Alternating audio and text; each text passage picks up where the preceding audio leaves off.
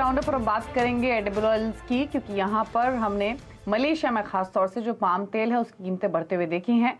और अगर आप पाम ऑयल की बात करेंगे तो एक हफ्ते में भाव 6% बढ़ गया है। सोयाबीन का भाव एक हफ्ते में 5% बढ़ा है। और वहीं RM सीड की भी जो चाल है वो भी तेजी की तरफ रही, 3% के आसपास प्राइसेस बढ़ते हुए दिखे। और इनफैक्ट एक हफ्ते नहीं, पिछले एक महीने में वापस से हमने तेजी आते हुए देखी है। अब अपकमिंग फेस्टिव सीजन भी है, तो उससे पहले क्या डिमांड ट्रेंड्स हैं और साथ ही प्राइसेस की डायरेक्शन क्या रह सकती है और किन फैक्टर्स की वजह से तेजी बनी है, इस पर बातचीत करने के लिए हमारे साथ मिस्टर अतुल चतुर्वेदी हैं, जो कि प्रेसिडेंट हैं SEA के। अतुल जी नमस्कार, स्वागत है आपका। तो सबसे पहले तो यही जानना चाहेंगे कि भाव ये पिछले एक महीने में भाव 12% तक बढ़ गए हैं। ये क्या क्या फैक्टर्स रहे हैं जिसके कारण ये प्राइसेस ऊपर आते हुए दिखे हैं?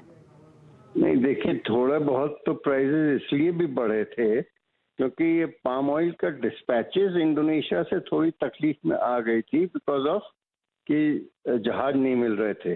और दूसरा, जहाँ तक सोयाबीन का सवाल है उसमें भी थोड़ी बहुत वो थी क्या ना, अवेलेबिलिटी की कमी हो रही थी।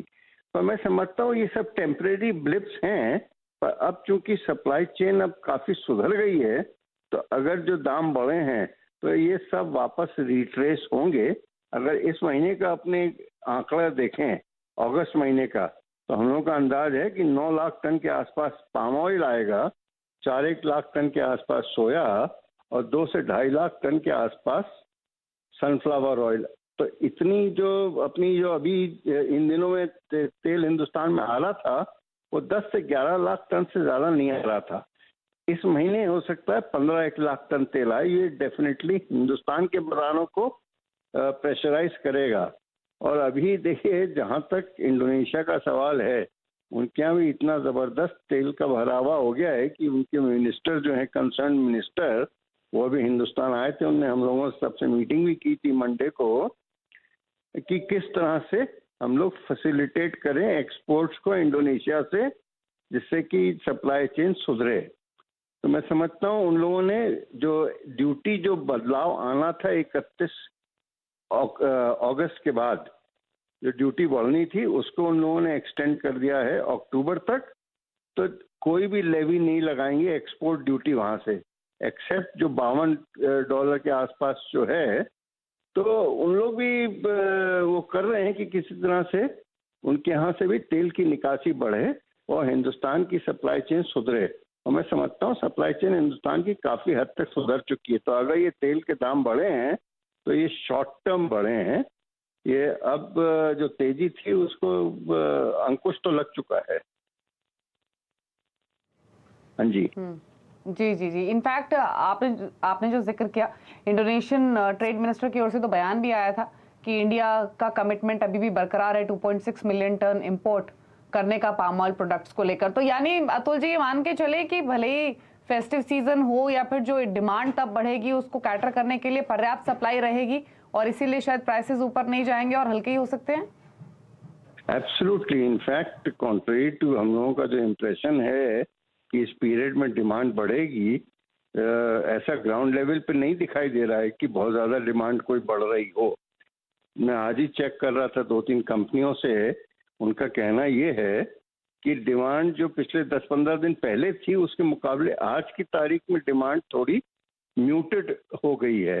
तो मैं समझता हूँ हिंदुस्तान के कंज्यूमर को डेफिनेटली तेल सही दाम में मिलेगा और आगे के बाजार धीरे धीरे नरम होते ही जाएंगे।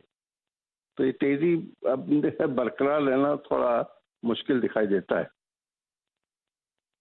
जी जी, चलिए शुक्रिया अतुल जी बातचीत करने के लिए पूरे ही ऑयल पैक पर और बताने के लिए प्राइसेस का ट्रेंड और डिमांड पर्सपेक्टिव से क्या सिचुएशन बनी हुई है।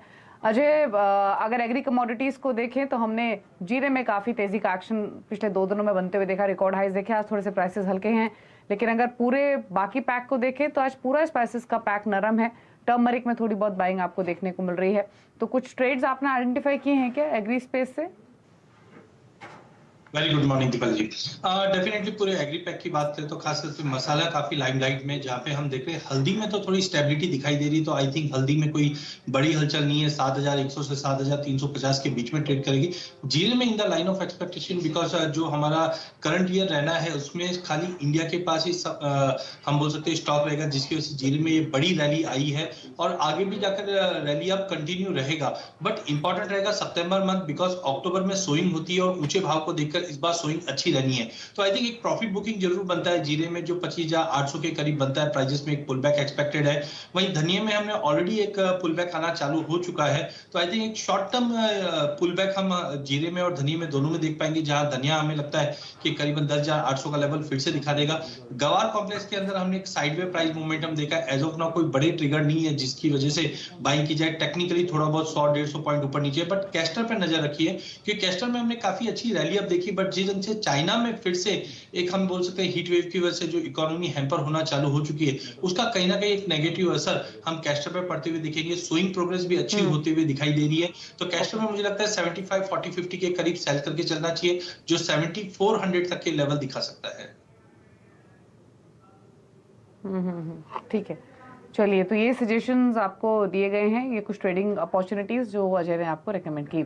शुक्रिया अजय और रविंद्र, आप दोनों का भी आने के लिए शो में और अपनी व्यूज देने के लिए अलग अलग कमोडिटीज पर। रुक रहे हैं इसी के साथ एक ब्रेक के लिए। ब्रेक के उस पर आप देख सकते हैं फ्यूचर एक्सप्रेस वीरेन के साथ। नमस्कार।